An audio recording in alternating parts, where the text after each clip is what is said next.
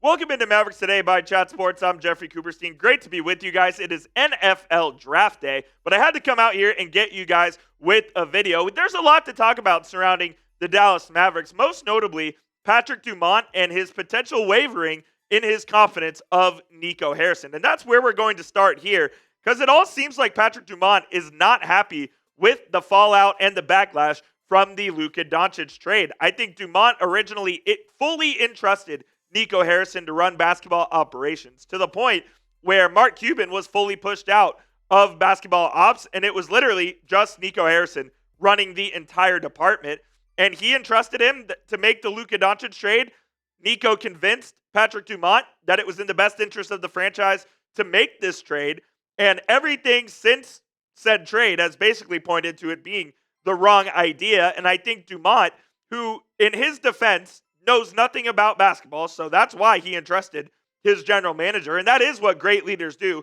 They entrust the people below them to make decisions in the best interest of the company, of the franchise, and whatever. So I can't blame Dumont there, but he basically quickly realized that, oh man, I think we might have made a big mistake, and he has been monitoring Nico Harrison and how Nico has kind of dealt with the fallout since the trade, and it obviously hasn't been good, and Dumont is definitely not happy. He basically forced Nico Harrison to do that closed doors press conference that was supposed to happen at least 1 week before it did. The original plan was to have it ahead of Luka's return to Dallas on April 9th, but it obviously didn't happen there. It happens a week and change later, and it made Nico Harrison look even worse. And this was the idea of Dumont, for him to go up in front of the media and answer questions about the trade that simply have not been answered. And then once again, Nico goes in front of the media on Monday, this time with cameras and audio recording devices allowed, and sort of made a fool of himself once again, where he admitted himself that he didn't know how much Luka meant to the fan base. And I'm not sure if it's if it's worse that he didn't know, or if it's worse that he knew and he still did it. I don't know which one is worse. I think it's worse if he didn't know how much Luka meant to the fan base. Because if you look everywhere in DFW prior to the trade, you see Luka's face. You fly into DFW, you see Luka's face. You look at a billboard, Luka's face is on it. So there's no way that he didn't know, in my opinion. And I think he's just kind of using that as a cover-up to try to soften the blow here a little bit. But I think Patrick Dumont he trusted Nico. And I think Nico kind of burned him, and he feels burned by the whole Luka situation, to the point where the Mavericks could lose a lot of money. According to Tim McMahon of ESPN, he thinks the Mavericks could lose an estimated $1 billion over what would have been the 5-year lifespan of Luka's $346 million max contract. That's a lot of money to lose if you're a guy like Patrick Dumont. Dumont is not a basketball person. He is a businessman. And when he sees a loss of 8, potentially 9 figures, he will not be happy. And it's to the point now where he wants Nico Harrison to hire an experienced basketball executive to add to the Mavericks front office leadership group to establish some checks and balances, because clearly there were no checks and balances with Nico, and it allowed him to make a trade of this magnitude. Now, obviously, the Mavericks had this last season with Dennis Lindsey, who was a senior advisor to the team. Dennis Lindsey was let go. Dennis Lindsey is now the VP of basketball operations for the Detroit Pistons, who are one of the ascending franchises in the league. Now, I'm not saying that Dennis Lindsey is the correlation there, but he certainly knows what he was doing. He was a longtime executive of the Utah Jazz, and he does have some skins on the wall as far as being a basketball executive in the NBA goes. And I think that's what Patrick Dumont is looking for. He's looking for someone to more or less challenge Nico on his ideals and try to put some sort of check and balance system into the Mavericks front office. And if that were in place this season, does Luka get traded? I don't know, man.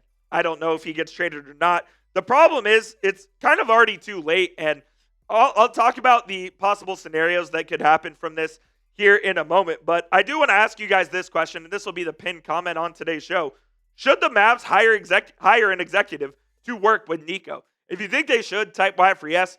If you think they should not, type N for no. In just a couple seconds, I'm going to tell you guys about our sponsor of today's show. And while I'm doing that, go on down there and get your votes in.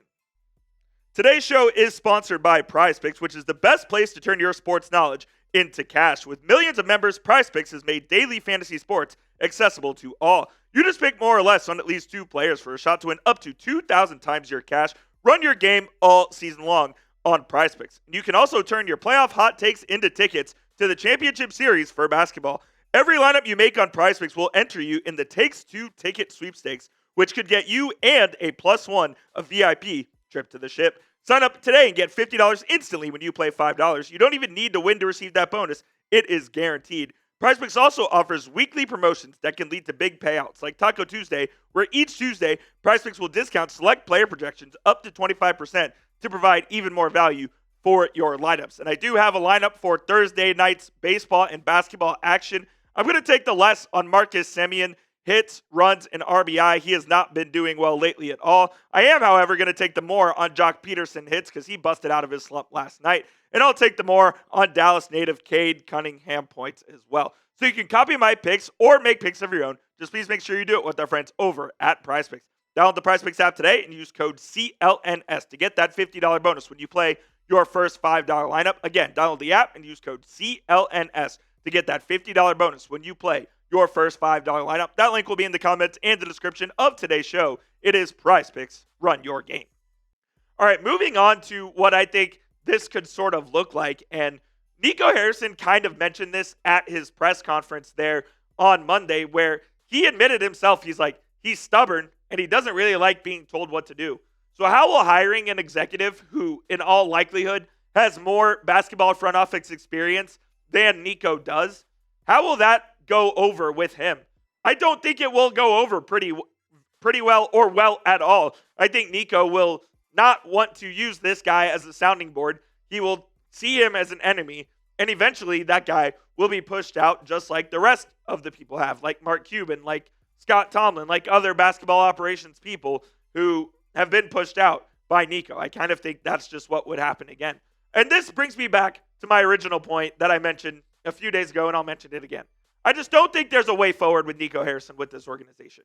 Yeah, if you're at the point where you're wanting to hire an experienced executive to work with him and essentially undermine his authority as GM, you don't have confidence in him to run this at a very high level. You clearly have stated your displeasure with him after the Luka trade and the fallout and how it was handled from both the business side and the basketball side. If you're Patrick Dumont and you are already feeling this way, you might as well just rip the cord, let him go, tear it down to the studs. If you fire Nico, AD demands a trade, Kyrie doesn't re-sign. So you are truly ripping this thing down to the absolute studs and trying to build it back up again with the new executive. In my opinion, I think that's the best way to go, man. I know that Nico has this vision or whatever, and that's probably what I think will end up happening is despite me wanting him to go, I do think Patrick Dumont is going to give him this season at least to see his vision, whether or not it comes to fruition or whether it goes extremely poor with the likes of Anthony Davis, whatever ball handler they go get, whether it's in the draft, whether it's free agency, whether it's Brandon Williams, whatever they decide to do there. I think they're going to give Nico one season to see if it works out or not. And if, maybe when it doesn't, I think then they will pull the plug on Nico Harrison. Again, super unfortunate circumstances that we have gotten to this point, but it's unfortunately where the Mavericks sit right now. As I said earlier, guys, the NFL draft is here today, and at Chat Sports, that is a huge time for us. But if anything major breaking happens with the Dallas Mavericks, we will, of course, have you covered with the video. So that's why you hit that subscribe button, turn on those notifications, and we'll see you soon here on the channel.